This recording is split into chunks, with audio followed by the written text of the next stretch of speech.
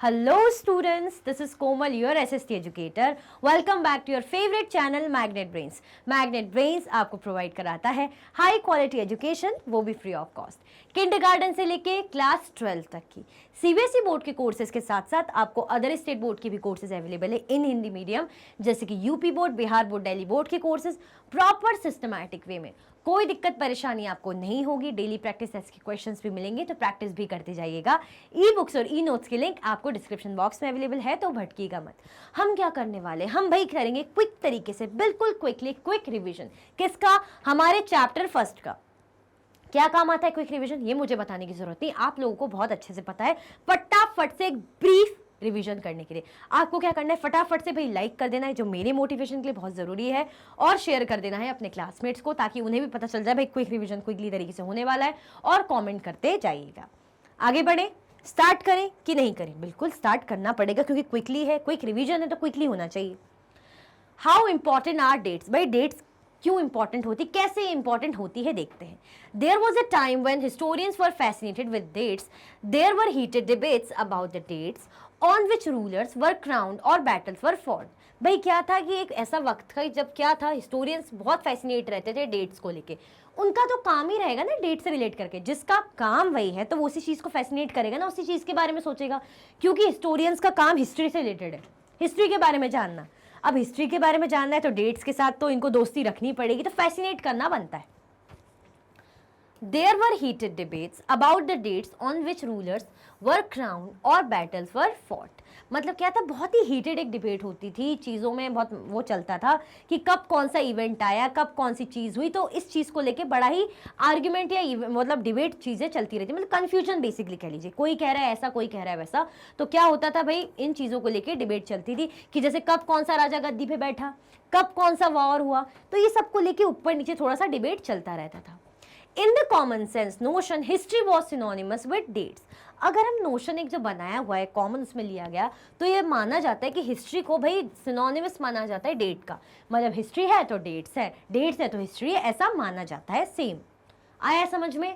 आगे बढ़े, चलिए।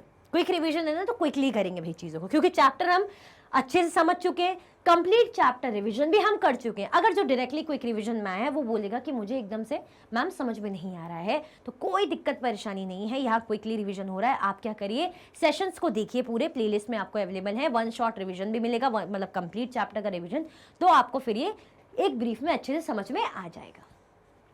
History is certainly about changes that अगर over time.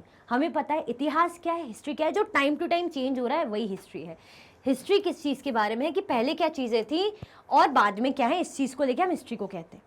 It is about finding out how things were in the past and how things have change.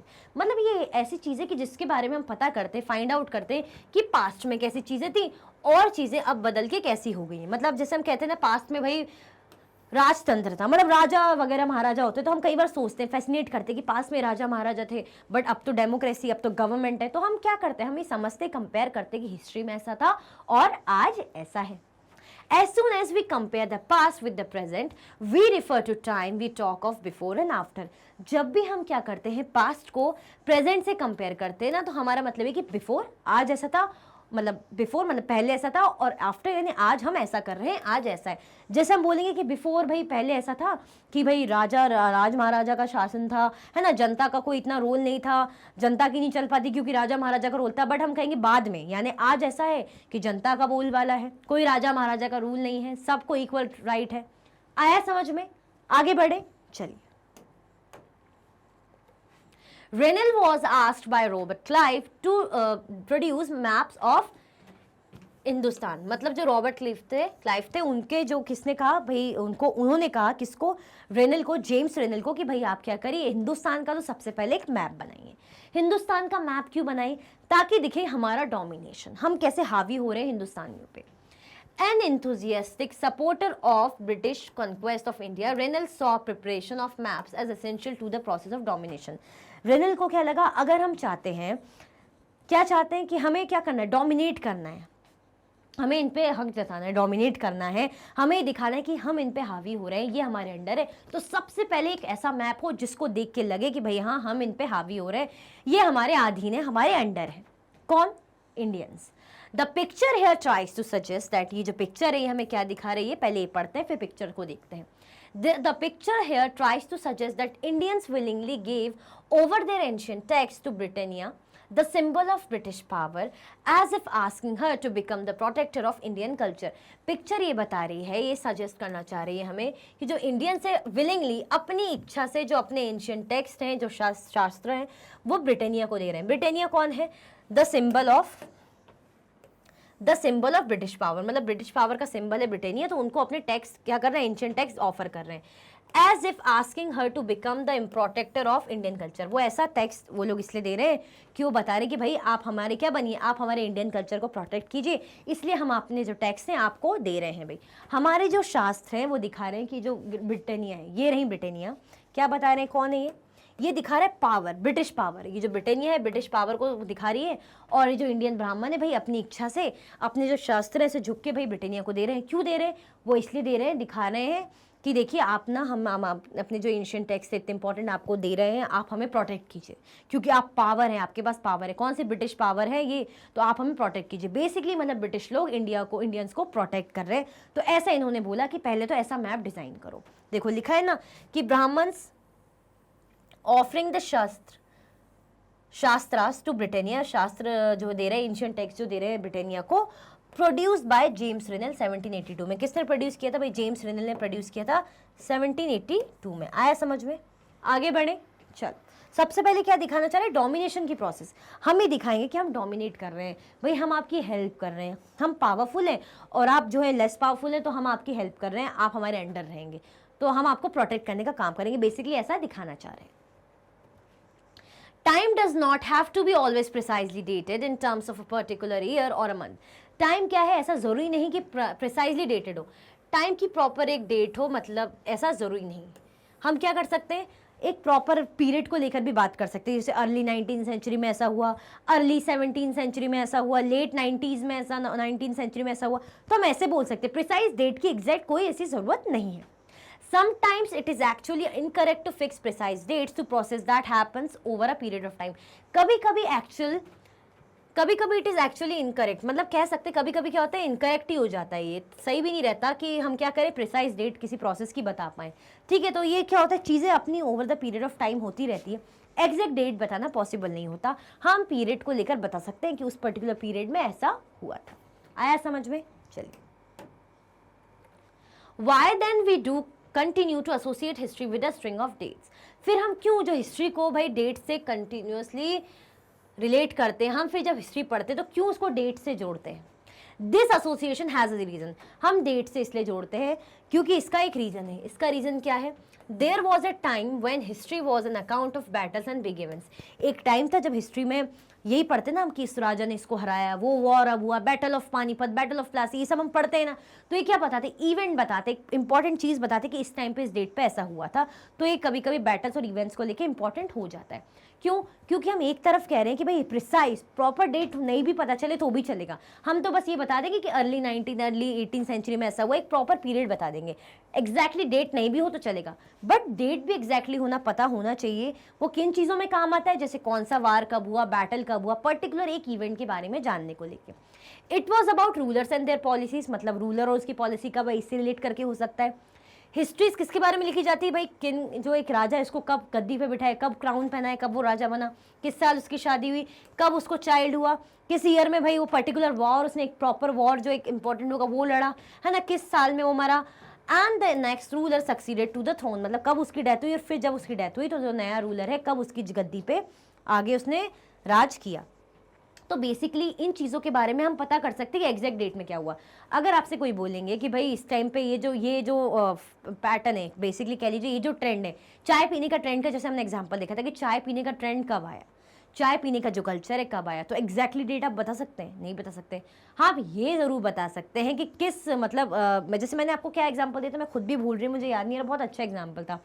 कुछ ऐसा example था कि आप ये कह सकते हैं कि कोमल मैम ने काम करना तब स्टार्ट करा, अब स्टार्ट करा, बट आप ये बोल सकते हैं कोमल मैम का बर्थडे कब आता है, तो वो एग्जैक्ट डेट आप बता सकते हैं. हम ये बता सकते हैं कि वो राजा के आने पे, जब वो राजा पैदा हुआ, मतलब वो राजा ने गद्दी पे बैठा, तो वो डेट हम बता सकते हैं कि इस टाइम पे इस गद्दी पे वो बैठा, इस टाइम पे राजा उस गद्दी पे बैठा. ठीक है, इस डेट पे।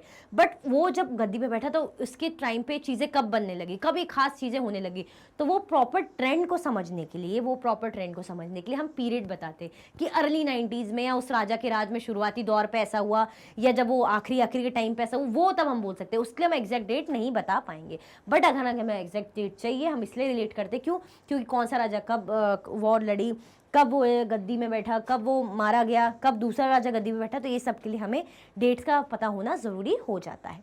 आगे बढ़े,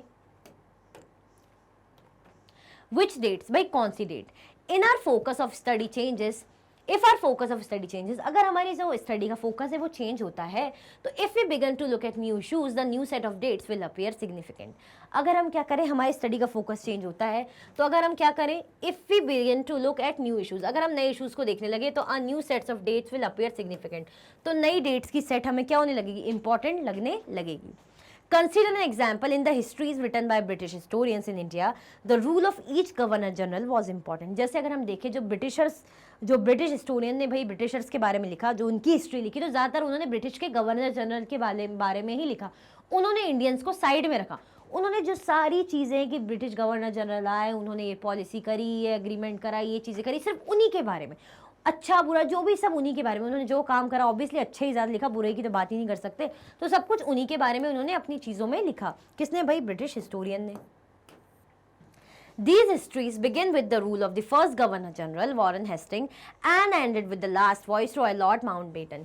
ये जो इतिहास है, जो हिस्ट्री कब शुरू हुई भाई जब रूल हुआ पहला किसका, गवर्नर जनरल पहले कौन सा है, वॉरेन हेस्टिंग, देन एंड किसके साथ हुआ, लास्ट वॉइसरॉय थे लॉर्ड माउंटबेटन। मतलब उनकी जो हिस्ट्री है उनमें सिर्फ इन्होंने अपने गवर्नर जनरल्स के बारे में ही लिखा। आया समझ में। Second, the dates in these history books were linked to these personalities, to their activities, policies and achievements. It was if there was nothing outside their lives that was important for us to know. वही वाली बात है जो मैं कह रही हूँ कि इन्होंने जितना इनके बारे में लिखा, ये गवर्नर जनरल आए, इनकी जो पॉलिसीज़ थी, इनकी जो एग्रीमेंट्स थे, जो भी एक्टिविटीज़ पॉलिसी रही, जो भी इनके अचीवमेंट्स रहे, सिर्फ उन्हीं के बारे में लिखा।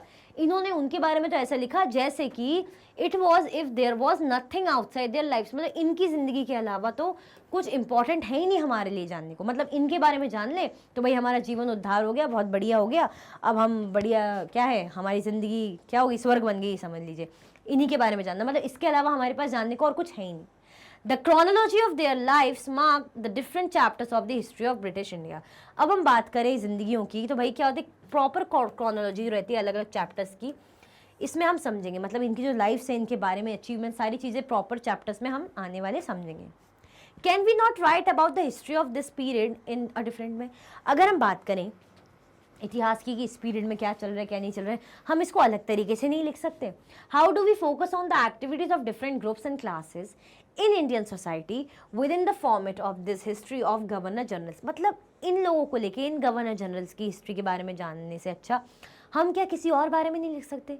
ज़रूरी है सिर्फ हम इन्हीं के बारे में जानें, और कुछ नहीं है कि हमारे पास जानने के लिए, ऐसा यहाँ पे कहा जा रहा है। ये देखिए, ये वॉरेन हेस्टिंग की जो है, ये पहले गवर्नर जनरल हमने पढ़ा ना अभी 73 में बने थे, इनकी जो पिक्चर है, इमेज है। आगे बढ़े, चलिए।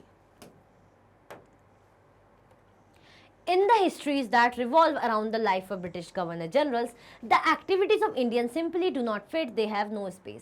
जो इतिहास रहा है किसका भाई, जो ब्रिटिश गवर्नर जनरल को लेके जो इतिहास रहा है, सिर्फ इन्हीं के बारे में चीज़ें रही। जैसे कि इंडियंस के लिए तो इनके पास कोई स्पेस ही नहीं था, मतलब इंडियंस के बारे में इन्होंने कुछ नहीं बताया, वो क्या फील करते हैं, कैसा सफ़र कर रहे हैं, कैसा काम कर रहे हैं, अच्छा बुरा कुछ नहीं, जो भी है सिर्फ अपने ही गवर्नर जनरल्स के बारे में इन्होंने लिखा है। वॉट देन वी डू, भाई फिर हम क्या करें, हमें तो कुछ और भी चाहिए, हमें यही सब समझना थोड़ी, हमें क्या है, हमें अनदर फॉर्मेट ऑफ हिस्ट्री पर ध्यान देना पड़ेगा। This would mean that old dates will no longer have the significance the earlier had. मतलब जो अर्लियर डेट्स की जो इंपॉर्टेंस थी अब नई डेट्स की नहीं, मतलब पुरानी डेट्स की जो इंपॉर्टेंस अब नहीं रहेगी, क्योंकि अब हम नई डेट्स पे फोकस करेंगे। A new set of dates will become more important to us. क्यों, क्योंकि भाई जो ओल्ड डेट्स थी हमारे लिए क्यों इंपॉर्टेंट नहीं रहेगी, क्यों, क्योंकि हम नया कुछ चाह रहे हैं, नई हिस्ट्री पे फोकस कर रहे हैं, नई चीज़ पे फोकस करेंगे, तो अब जो नई सेट ऑफ डेट्स मिलेगी हमें, अब वो हमारे लिए क्या हो जाएगी, वो हमारे लिए इंपॉर्टेंट हो जाएगी। आया समझ में। आगे बढ़ें, मतलब ये है कि सिर्फ हम इन्हीं के बारे में क्यों पढ़ें, और कुछ नहीं पढ़ सकते। बट अगर हम और कुछ पढ़ना चाह रहे हैं तो हमें क्या करना पड़ेगा, फिर नई डेट्स पढ़नी पड़ेगी, नई डेट्स के बारे में जानना पड़ेगा, पुरानी डेट्स को भूल के नई डेट्स पर जाना पड़ेगा। क्यों, क्योंकि हिस्ट्री में डेट्स तो आती ही है, नो डाउट। आगे बढ़े, हाउ डू वी पीरियडाइज, चीज़ों को हम पीरियडाइज कैसे करते हैं, जो हिस्ट्री है उसको पीरियडाइज कैसे करते हैं। जेम्स मिल थे 1817 में, जो एक स्कॉटिश इकोनॉमिस्ट थे, वो पॉलिटिकल फिलोसोफर थे। उन्होंने पब्लिश करी थी अपनी 3 वॉल्यूम वर्क, एक बुक पब्लिश करी थी जिसका नाम था a British history of British India. इन्होंने जो बुक को, इंडियन हिस्ट्री को 3 पार्ट्स में डिवाइड करा। कैसे? हिंदू, मुस्लिम और ब्रिटिश, मतलब, और ये जो पीरियडाइजेशन है बड़ा ही एक्सेप्ट करा गया। उनका मानना था कि पहले हिंदू राजा थे, फिर जो है मुस्लिम राजा है, देन उसके बाद कौन से, अभी ब्रिटिश राजा है। ऐसा इनका मानना था। किसका मानना था भाई? जेम्स मिल का। तो इन्होंने अपने अकॉर्डिंग इस तरीके से पीरियडाइज किया था इंडिया की हिस्ट्री को। आगे बढ़े, चलिए। Mill thought that all Asian societies were at a lower level of civilization than Europe. मिल का ये मानना था कि जो भी एशियन सोसाइटीज़ थी, मतलब जो एशियन कंट्रीज़ हैं बेसिकली, जैसे हम इंडियंस ही हैं, एशिया के अंदर है, तो भाई उनका लेवल है, जो उनका सभ्यता है वो बहुत ही कम है, मतलब उन लोग सभ्य नहीं है। जैसे यूरोपियन कल्चर है, यूरोप की जो सोसाइटी के लोग हैं, कल्चर्ड लोग हैं, वेल कल्चर्ड सिविलाइज लोग हैं, ऐसे इंडियन लोग नहीं है। ऐसा किसका मानना था? मिल का। According to his telling of history, before the British came to India, Hindu and Muslim despots ruled the country. उनका ये मानना था कि भाई इनकी जो हिस्ट्री जो उसके अकॉर्डिंग बता रहे हैं कि हिंदू मुस्लिम पहले राजा आए थे, उसके बाद ब्रिटिश आए, मतलब ब्रिटिश के आने से पहले हिंदू और मुस्लिम ही राज करते थे। उनका मानना था कि जैसे अदर कोई धर्म वाले थे ही नहीं, सिर्फ 2 ही धर्म वाले थे। ऐसा सच है क्या? हमने तो जैनिज्म और बुद्धिज्म भी पढ़ा था, क्या ऐसा सच है? नहीं है ना। Religious intolerance, caste taboos and superstitious practices have dominated social life. मतलब उनका ये मानना था जो भी अंधविश्वास था, है ना, इंडियन सोसाइटी में, और जो भी लोग एक दूसरे के प्रति जलन थी, एक दूसरे की कास्ट, एक दूसरे की क्या रिलीजन के प्रति जो के लिए जो एक दूसरे से हेट करते थे, चिढ़ते थे कि नहीं, पसंद नहीं करते ये अलग रिलीजन का, तो एक दूसरे के लिए जो इनके जो डिफरेंसेस था और चीज़ों को लेकर अंधविश्वास था, तो वो कह रहे हैं कि इसी कारण इनकी सोशल लाइफ बड़ी इम्पैक्ट पड़ती थी। इसलिए इनका जो सिविलाइजेशन था, इतना मतलब सिविलाइज लोग नहीं थे, ब्रॉड माइंडेड लोग नहीं थे, बेसिकली ऐसा कह रहे हैं Mill. British rule Mill felt could civilize India. वो कह रहे हैं मिल कि भाई जो ब्रिटिश रूल करेंगे ना जब इंडिया पे, यही क्या कर सकते हैं, इंडिया को सिविलाइज कर सकते, कुछ सिखा सकते, कुछ पढ़ा सकते, ऐसा मिल का मानना था। आगे बढ़े, चलिए। To do this, it was necessary to introduce European manners, arts, institution and laws in India. उनका मानना था ऐसा करने के लिए अगर हम चाहते हैं इंडिया सिविलाइज्ड हो, कल्चर्ड हो हमारी तरह, तो हमारे मैनर्स आए, हमारे आर्ट्स आए, हमारे इंस्टीट्यूशन और हमारे जो कानून है वो इंडिया में बने, ऐसा वो कह रहे थे। Mill in fact suggested that the British should conquer all the territories in India to ensure the enlightenment and happiness of the Indian people. भाई उन्होंने ये तक कह दिया था कि इंडिया को क्या करना चाहिए, भाई इंडिया को जो सारी टेरिटरीज जो कंक्वायर है जीत लेनी चाहिए, फिर क्या करना चाहिए, ताकि इसमें जब इंडिया की सारा सब इंडिया को क्या करेंगे, ब्रिटिश जीत लेंगे, तो क्या होगा, इंडिया को उद्धार हो जाएगा। बेसिकली क्या होगा भाई, लोग खुश होंगे, लोगों की ज़िंदगी में रोशनी पैदा होगी। क्यों? क्योंकि भाई कल्चर्ड बनेंगे ना। मिल का तो ये कहना था कि जो इंडियन लोग हैं कल्चर्ड ही नहीं, उन्हें तो कुछ पता ही नहीं है, जो है हम ही हैं, तो हम आएंगे जब हम पूरा एरिया जीत लेंगे, सब रूल करेंगे, तो हम क्या करेंगे, सब सिखा देंगे, सब अच्छा कर देंगे। तो बहुत ज़रूरी है ब्रिटिश का रूल होना है, ऐसा मिल कहते हैं। For India was not capable of progress without British help. उनका ये मानना था कि भाई इंडिया जैसी कंट्री के लिए, इंडिया के लिए क्या था कि जब तक ब्रिटिश हेल्प नहीं करेंगे ना, प्रोग्रेस नहीं कर सकती, कभी आगे नहीं बढ़ सकती। आगे बढ़ाना है तो भाई हमारा रूल ज़रूरी है, हमारे थ्रू ही ये केपेबल बन पाएगी और कुछ कर पाएगी, प्रोग्रेस हो पाएगी। In this idea of history, British rule represented all the forces of progress and civilization. The period before British rule was one of darkness. इनका ये आइडिया था कि भाई कैसे हम इनको सिविलाइज करें, हम रहेंगे तो भाई ये लोग कल्चर्ड बनेंगे, सिविलाइज बनेंगे, ब्रॉड माइंडेड बनेंगे, है ना, थोड़ा पढ़े लिखे होंगे, है ना, ये सारी चीज़ें हमारे थ्रू आएगी। क्योंकि इससे पहले जो इंडिया का टाइम था, जो इंडिया का पीरियड था, ब्रिटिशर्स जब आए थे उससे पहले का जो टाइम था भाई बड़ा ही अंधकार में था, डार्कनेस वाला पीरियड था, मतलब कुछ कर ही नहीं पाते थे, बिल्कुल ऐसे ही लोग थे, कुछ काम के नहीं थे और प्रोग्रेसिव भी नहीं थे। प्रोग्रेस करना है तो भाई हमसे ही हो पाएगा, अगर हम रहेंगे ना तो ही इंडिया प्रोग्रेस कर पाएगी। ये सारे थॉट मेरे नहीं है, जेम्स मिल ऐसा कह रहे थे। आया समझ में? किसके बारे में? इंडिया के बारे में। आगे बढ़े, चलिए। Moving away from British classification, historians have usually divided Indian history into ancient, medieval and modern. अगर हम हटके बात करें कि इनसे ब्रिटिश क्लासिफिकेशन से हटके बात करें तो हिस्टोरियंस ने और भी तरीकों से क्या कर रखा है, इंडिया की हिस्ट्री को डिवाइड करा है। जैसे किसी ने एंशियंट बोला है, मतलब फिर मिडाइवल और मॉडर्न, मतलब इंडिया की हिस्ट्री को ancient, medieval and modern history में डिवाइड किया है। जो मिल है उनने कैसे किया था, अभी मुझे कमेंट में अभी के भी बताओ, मिल ने कैसे डिवाइड किया था। याद है कि भूल गए? मैं बस रिवाइज करा रही हूँ फटाफट, तो आप सोच रहे हैं मैम कुछ पूछनी नहीं, मुझे बताओ क्योंकि इंपॉर्टेंट है। मिल ने इंडिया की हिस्ट्री को कैसे डिवाइड किया था, अभी के भी बताओ। This division too has its problem. अब ये जो वाला डिवीजन है एंशिएंट, मिडाइवल, मॉडर्न, इसमें भी कुछ प्रॉब्लम है। It is periodisation that is borrowed from the west where the modern period was associated with the growth of all the forces of modernity, science, reason, democracy, liberty and equality. ऐसा मानना था कि इस ये जो division है ना, इसमें कुछ प्रॉब्लम है। इसमें भी प्रॉब्लम है। क्या प्रॉब्लम है? कि जो मॉडर्न वर्ड लिया गया ये तो वेस्टर्न कल्चर का है, जिसका मतलब होता है लोग सब इक्वल हैं, लोगों के पास फ्रीडम है, डेमोक्रेटिक कंट्री है, लोग जो अपनी मर्जी की चीज़ें कर पा रहे हैं, अपनी बात कह पा रहे हैं। तो असल में तो भाई ये होता है मॉडर्न का मतलब। बट यहाँ पे तो मॉडर्न अगर पीरियड की बात करें, जिसको हम ब्रिटिश पीरियड को ही मॉडर्न बोल रहे हैं, तो क्या ऐसा था? इक्वालिटी थी, इज्जत थी, रिस्पेक्ट मिलती थी, कुछ नहीं मिलता था। आज़ादी थी, कुछ भी नहीं था। डेमोक्रेसी तो क्या ही बोलना, सब इन्हीं का रूल बनते थे, हमें तो सोचने तक का अधिकार नहीं था। तो क्या ऐसा था? नहीं था ना। इसीलिए मॉडर्न कहना क्या हो जाएगा? मॉडर्न कहना गलत हो जाएगा। As you will see in this book, under British rule, people did not have equality, freedom और liberty.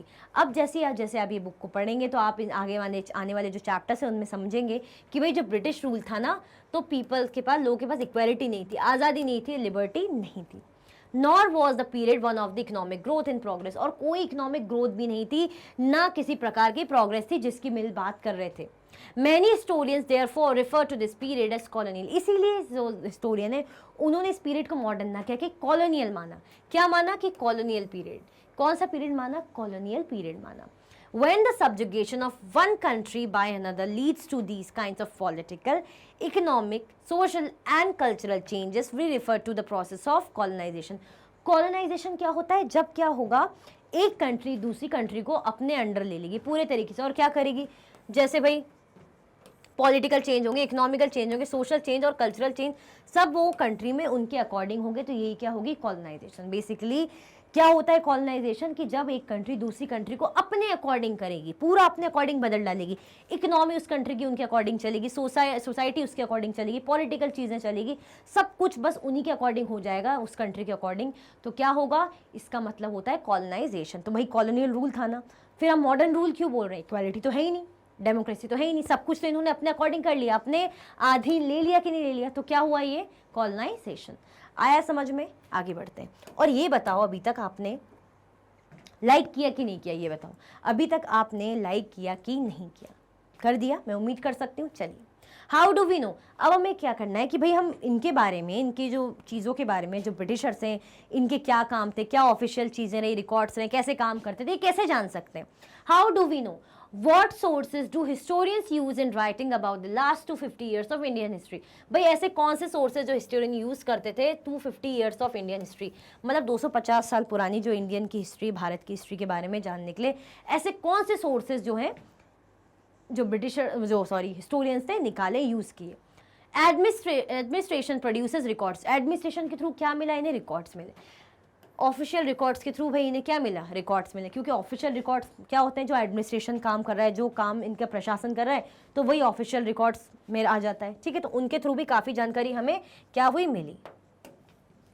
One important source is the official record of the British administration. एक इंपॉर्टेंट सोर्स क्या था? कि official record क्या मिला था भाई? British administration का। ब्रिटिश एडमिनिस्ट्रेशन का जो ऑफिशियल रिकॉर्ड है, उनके थ्रू पता चला। The British believe that act of writing was important. मतलब जो भी इनके ऑफिशियल एक्टिविटी रहती थी, जो भी इनके काम काज से रिलेटेड एक्टिविटी रहती थी, हर चीज़ को क्या करते थे? ये मानते थे कि भाई लिखना बहुत ज़रूरी है, उनको रिटर्न फॉर्म में होना बहुत ज़्यादा ज़रूरी है। जो भी प्लानिंग हो रही है, जो भी कह सकते हैं एग्रीमेंट हो रहा है ना, कुछ भी प्रोसेस हो रही, कुछ भी कह लीजिए सॉल्यूशंस बन रहे हैं, या कुछ भी ऐसी इन्फॉर्मेशन इंपॉर्टेंट, एग्रीमेंट, जो भी चीज़ें हो रही, सब रिटर्न में हो, ऐसे लोग मानते थे। तो every instruction, plan, policy decision, agreement, investigation had to be clearly written up. सब कुछ क्लियरली लिखित में होना चाहिए। ऐसा कौन मानते थे? कौन मानते थे? ऐसा ब्रिटिशर्स मानते थे, हर चीज़ रिटर्न में होनी चाहिए। आगे बढ़े, चलिए। Once this was done, things could be properly studied and debated. एक बार जब ये हो जाए तो चीज़ें क्या होगी? फिर आराम से उसको स्टडी कर सकते हैं और उस चीज़ को लेके डिबेट भी किया जा सकता है। मतलब जब एक बार ये हो जाए तो हम क्या करेंगे? उस चीज़ को लेके समझेंगे और उस चीज़ को लेके डिबेट भी किया जा सकता है। This conviction produce an administrative culture of memos, notings and reports. अब यही चीज़ जो उन्होंने करी, तो इस चीज़ से क्या हुआ? कौन सा एडमिनिस्ट्रेटिव कल्चर आया? क्या क्या चीज़ें आने लगी? मेमोज के थ्रू, नोटिंग्स के थ्रू, रिपोर्ट्स के थ्रू, मतलब ये चीज़ें सब रिटर्न में आने लगी। Letters and memos that moved from one branch of the administration to another in the early years of the 19th century can still be read in archives. मतलब letters and memos ये सब क्या है, return चीज़ें, हम बोले ना return में, तो ये जो भी चीज़ें इंपॉर्टेंट, जो भी डॉक्यूमेंट्स इंपॉर्टेंट, लेटर मेमोज, ये मूव होते थे एक ब्रांच से लेके जो है अदर ब्रांच में। कब? अर्ली 19th सेंचुरी में ये सारा ज़्यादा हुआ था, तो इन चीज़ों के बारे में हम पढ़ सकते हैं आर्काइव्स में। ये है नेशनल आर्काइव्स, जहाँ पे इंपॉर्टेंट डॉक्यूमेंट्स रखे जाते हैं, उसे आर्काइव्स बोलते हैं। कब स्टैब्लिश हुई थी, मतलब कब आई थी? 1920 में।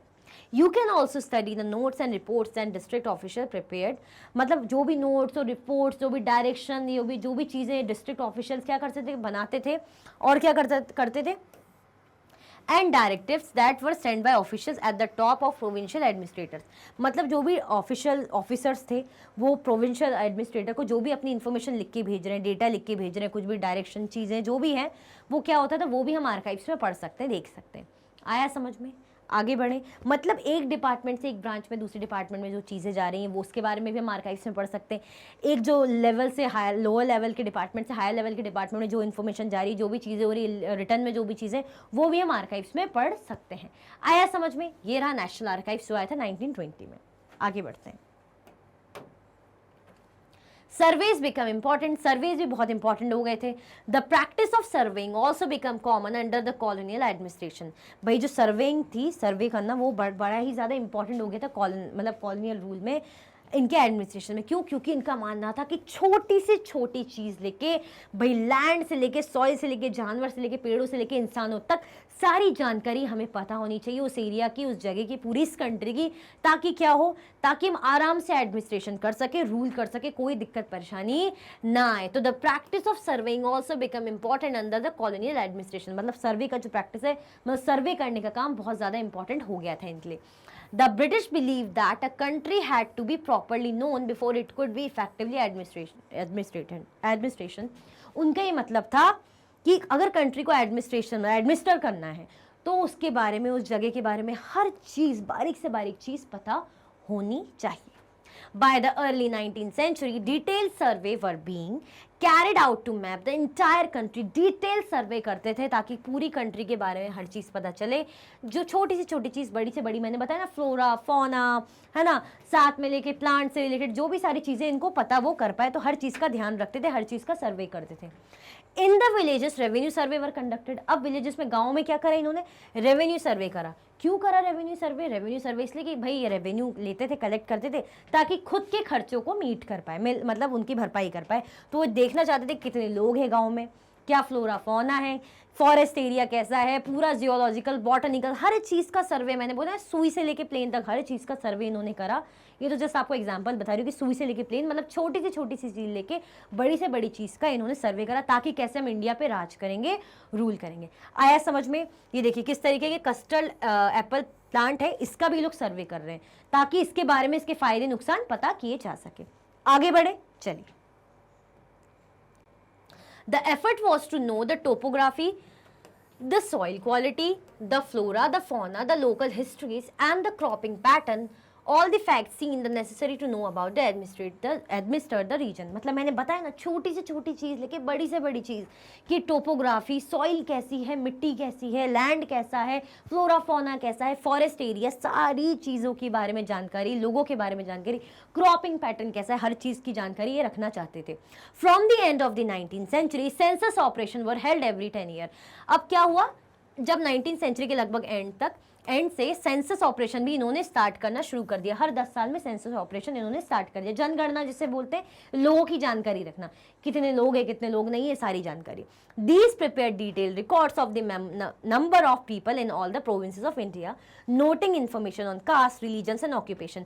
इसके कारण क्या होने लगे भाई, प्रिपेयर करने लगे डिटेल रिकॉर्ड्स ऑफ पीपल, जो भी लोग हैं उनकी डिटेल रिकॉर्ड रखना, उनकी कास्ट से, रिलीजन से, ऑक्यूपेशन से रिलेटेड सारी लोगों के बारे में बारीक जानकारी, हर एक जानकारी, कौन किस कास्ट का है, गांव में कितने लोग हैं, कौन से रिलीजन के हैं, है ना, कितना अर्न करते, क्या उनका ऑक्यूपेशन है, सारी चीज़ों की जानकारी ये लोग जनगणना के थ्रू रखते थे। आप समझ आ रहा है कि कैसे स्ट्रिक्ट रूल के लोग इतनी वो कर रहे थे जानकारी, ताकि ज़्यादा से ज़्यादा रूल अच्छे से रूल कर पाए। आया समझ में? आगे बढ़े। What official records do not tell. अगर हम बात करें ऑफिशियल रिकॉर्ड्स की तो वो हमें क्या नहीं बताते। From this vast corpus of records we can get to know a lot, but we must remember that these are official record. ये जो रिकॉर्ड्स हमने पढ़े इसमें ये तो हमें मिल रहा है कि ऑफिशियल रिकॉर्ड्स के बारे में, सिर्फ ऑफिशियल रिकॉर्ड्स के बारे में, बाकी किसी और चीज़ के बारे में हमें नहीं पता चल पा रहा है। These records do not always help us understand what other people in the country felt and what ले बिहाइंड देयर एक्शन। ये जो रिकॉर्ड्स हैं इनसे हमें ये नहीं पता चल पा रहा है कि जो कंट्री के जो लोग थे वहाँ उस वक्त जो जैसा सफ़र कर रहे थे, जैसी उनके साथ चीज़ें हो रही थी, क्या फील कर रहे हैं, कैसा पेन है, खुशी है, जो भी है वो हम पता नहीं कर पा रहे इन ऑफिशियल रिकॉर्ड्स के थ्रू। क्या पता कर पाए? हमने पढ़ा, हमने तो ऑफिशियल रिकॉर्ड, ये डेटा, ये डिपार्टमेंट, ये सब पढ़ा, हमने ये थोड़ी जाना कि लोग क्या फील करें, कुछ नहीं कर पाए। ये देखिए ये क्या है, मैपिंग और सर्वे ऑपरेशन जो हो रहा है बंगाल में, जेम्स प्रिंसेप करा रहे 1832 में। ये वही सर्वे का इमेज लगाई है, ठीक है, जो सर्वे का हमने पढ़ा था ना उसी का। For that we need to look elsewhere. When we begin to search for these other sources, we find them in plenty through they are more difficult to get than official records. अब क्या होता है भाई, जो other records है ये मिलना इतना ज़्यादा आसान नहीं होता एकदम से। क्यों? क्योंकि जो ऑफिशियल रिकॉर्ड्स है वो तो हमें एकदम से मिल जाते हैं, बट ये वाले रिकॉर्ड मिलना थोड़ा सा मुश्किल हो जाता है। बट ये रिकॉर्ड हमें कैसे मिल पाते हैं कि लोग क्या फील कर रहे हैं, कैसा फील करते थे उस टाइम पे, लाइफस्टाइल कैसी थी। अगर किसी पीपल की डायरी उसको पढ़ के देख लिया, समझ लिया, किसी जो तीर्थयात्री या ट्रैवलर जो आए उनकी स्टोरीज में, उनकी राइटिंग में देख लिया, किसी जो है लीडर ने या किसी इंपॉर्टेंट पर्सनैलिटी ने अपनी जीवनी के बारे में लिखा तो कैसा जीते थे तब लोग, कैसा था ज़माना, कैसा था, ये हम पता कर सकते हैं। और कोई भी पॉपुलर बुकलेट अगर लोकल बाजार में मिले तो इनके थ्रू हम क्या कर सकते हैं, पता लगा सकते हैं कि आम जनता उस वक्त क्या फील करती थी। आया समझ में? आगे बढ़ते हैं। Leaders and reformers wrote to spread their ideas, poems and novelists wrote to express their feeling। मतलब अगर लीडर्स और रिफॉर्मर की बात करें तो अपने आइडियाज़ को लिख के कैसे आइडियाज़ को शेयर करते थे, बट बात करें पोइट एंड नॉवलिस्ट की तो वो अपनी फीलिंग्स को एक्सप्रेस करने के लिए चीज़ों को लिखते थे, तो हमें पता चल जाता था कि कैसा वो फील कर रहे हैं, लीडर्स क्या लिखना चाह रहे हैं, उनकी क्या आइडियाज़ है, क्या विचारधारा है, तो वो हमें पता चल जाती थी। All these resources however were produced by those who were literate। मतलब अगर बात करें ये जो चीज़ें हैं जो हम बोले ना लिखने वाली, ये जो चीज़ें लिखने वाली ये किसके थ्रू पता चली जा सकती है भाई, जो पढ़े लिखे हैं। अब जो लिटरेट हैं, जो पढ़े लिखे हैं, उन्होंने तो लिख दिया कि डायरी, ट्रैवलॉग, ये सारी चीज़ें उन्होंने लिख दी, ऑटोबायोग्राफी। बट जो इलिटरेट है क्या उनके बारे में हमें नहीं पता करना, उनकी ज़िंदगी कैसी है क्या हमें पता करने का हक नहीं है। तो from this we will not be able to understand how history was experienced and lived by tribals and peasants, the workers in the mines और the poor on the street. मतलब अगर हम बात करें जो बेचारे इलिटरेट लोग हैं, जैसे कौन कौन हो गए, जो फार्मर हैं, पढ़े लिखे नहीं रहते बेचारे, लिखना पढ़ना नहीं जानते, माइंस में काम करने वाले, फैक्ट्रीज में काम करने वाले, स्ट्रीट्स में जो गरीब हैं वो लिखना पढ़ना नहीं जानते। और पहले ज़माने में तो लिखाई पढ़ाई वैसी बड़ी मुश्किल थी, बट ये थोड़ा जो लिख पढ़ पा रहे हैं तो उन्होंने तो लिख दिया अपने बारे में, पढ़े लिखे। बट ये जो लोग हैं जो पढ़ लिख नहीं पाते, आजकल तो फिर भी थोड़ा बहुत सब पढ़े लिखे होते हैं, एटलीस्ट लिखना पढ़ना जानते हैं, बट तब इन लोगों के बारे में हम कैसे पता करें, हमें तो इनकी लाइफ्स के बारे में पता करना है। ये कहा है कि getting to know their lives is a more difficult task. अब जो लिटरेट थे तो उनके बारे में भी मुश्किल टास्क था, बट पता चल जाता था। बट जो इलिटरेट है, जो कुछ लिख पढ़ नहीं पाते, तो उनकी ज़िंदगी के बारे में कैसे पता चलेगा? वो तो बेचारे बोल के आपस में जो है दुख सुख बांट लेते होंगे, अब उनके बारे में वो तो हम सुन नहीं सकते ना कि तब क्या बोला सालों पहले। तो ये क्या है, एक बहुत ही डिफिकल्ट टास्क है, but yet this can be done if we make a little bit of effort. But फिर भी करा जा सकता है अगर हम थोड़े बहुत एफर्ट्स डालें तो। आया समझ में कि सोर्सेज हमें कैसे, हिस्टोरियंस को कैसे पता चल जाता है कि भाई ऑफिशियल रिकॉर्ड्स के थ्रू, अगर कोई लिटरेट पर्सन है उन्होंने अपने बारे में लिखा उसके थ्रू, या कुछ ट्रैवलॉग, और जो इलिटरेट पर्सन है उसके बारे में भी हम पता कर सकते हैं अगर थोड़ी सी कोशिश की जाए तो इन सोर्सेज के थ्रू हिस्टोरियंस को पता चल जाता था कि क्या क्या उस वक्त हो रहा था। आया समझ में? ये देखिए जस्ट रेफरेंस का इमेज लगाई कि रिबेल हो रहा है 1857 इमेज, ठीक है, ये इमेज के थ्रू हमें पता चल पा रहा है ना। आगे बढ़े, चलिए। और लाइक करा कि नहीं करा अभी तक ये बता दो, लाइक करा कि नहीं करा। इसी के साथ आपका जो चैप्टर का क्विक रिवीजन क्विकली एंड होता है। मैंने कहा था चीज़ें क्विकली होगी, चैप्टर बड़ा था बट क्विक रिवीजन था तो हर चीज़ मैंने क्विकली समझाई है। जिसको थोड़ा बहुत भी कहीं डाउट लगा है ना कि थोड़ा स्किप हो गया, चीज़ें समझ में नहीं आई, तो आप क्या करिए, कोई टेंशन की बात नहीं, कंप्लीट चैप्टर रिवीजन देखिए, पूरे चैप्टर के सेशंस डले हुए हैं, आप चीज़ों को देखेंगे अच्छे से समझ में आ जाएगा। ये तो उन्हें बहुत अच्छे से समझ में आएगा जो सब कुछ पढ़ चुके हैं, और यहाँ पे क्विक जस्ट एक रिफ्रेश करना है कि बस देखना है और एग्जाम देने जाना है। इसी के साथ ये वीडियो एंड होती है। अगर आप और भी वीडियो के लेक्चर्स देखना चाहते हैं तो मैग्नेट ब्रेन्स के यूट्यूब चैनल, एप्लीकेशन और वेबसाइट पे आप देख सकते हैं। ई नोट्स और ई बुक्स के लिंक आपको डिस्क्रिप्शन बॉक्स में अवेलेबल है। ये हाई क्वालिटी के कोर्सेज है जो 100% फ्री और अच्छी क्वालिटी में आपको अवेलेबल हैं। आप हमें अदर प्लेटफॉर्म पर भी फॉलो कर सकते हैं, फेसबुक, इंस्टाग्राम, एक्स, टेलीग्राम और व्हाट्सएप पे। लाइक कर दीजिए, शेयर कर दीजिए और चैनल को सब्सक्राइब करना बिल्कुल भी ना भूलें। अपना ख्याल रखें। Thank you so much for watching.